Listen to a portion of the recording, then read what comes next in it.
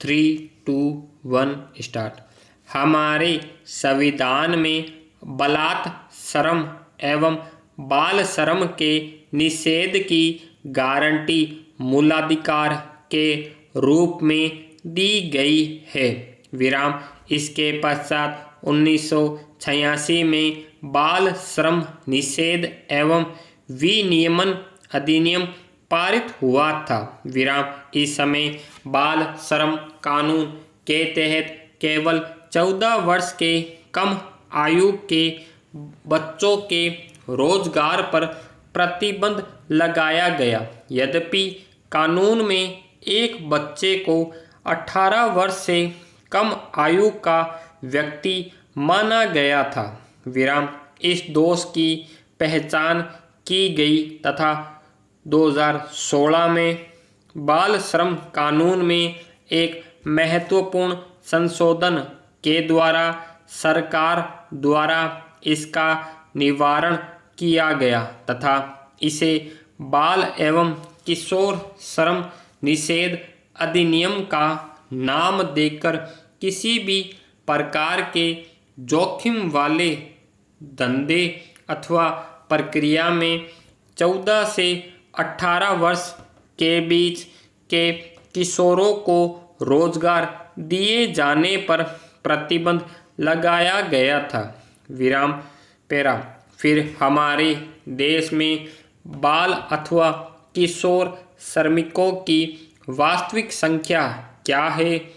भिन्न प्रकार से कहा जाए तो कितनी संख्या में बच्चों का शिक्षा के अधिकार तथा समग्र भविष्य के अधिकार से वंचित किया जा रहा है?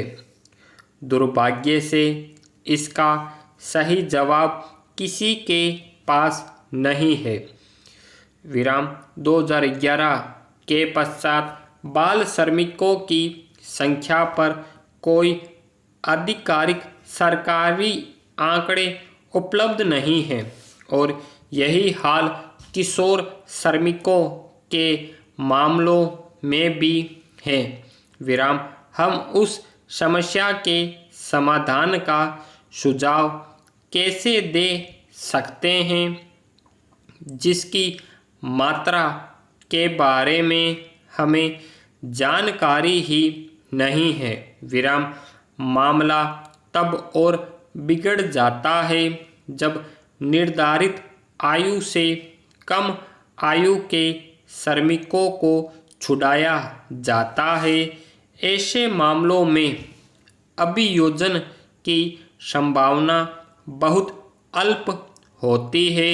2018 में संपूर्ण देश में बाल श्रम कानून के अंतर्गत केवल 34 लोगों को सजा हुई थी। विराम। पैरा। इस वर्ष पिछली सदी को लेकर पर्याप्त बुरी खबरें आ चुकी है। विराम। अब उम्मीद की किरण नजर आई है। विराम। कोविड-19 तथा उसके फलस्वरूप घोषित लॉकडाउन के चलते देश में काफ़ी बड़ी जनसंख्या बेरोजगार हो गई है तथा अपने कार्यस्थलों पर असहाय हो गई है। विराम। हजारों की संख्या में कारखाने बंद हो गए हैं अथवा कार्य स्थगित हो जाने के कारण काम नहीं कर रहे हैं। विराम। इसलिए आज बेरोजगारी एवं काम न होने की स्थिति को ध्यान में रखते हुए उन राज्यों से हजारों की संख्या में प्रवासी श्रमिकों का अपने देशीय राज्यों में पलायन हो रहा है। विराम।